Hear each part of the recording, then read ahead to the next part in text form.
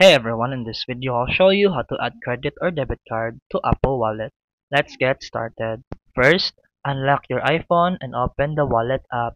It comes pre-installed on all iPhones. Now tap the plus button in the top right corner. This will take you to the Add to Wallet screen. Here, select credit or debit card. Then tap Continue. You can either scan your card with your iPhone's camera or enter the card details manually. Once entered, press Next.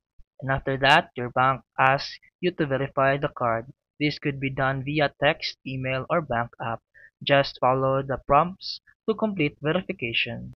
Once verified, your card will appear in the Wallet app. Now you can use Apple Pay in stores, online, and in apps by simply holding your iPhone near a contactless reading, or selecting Apple Pay at checkout. And that's it for today's video. If you found this helpful, please like and subscribe for more videos. See you in the next one.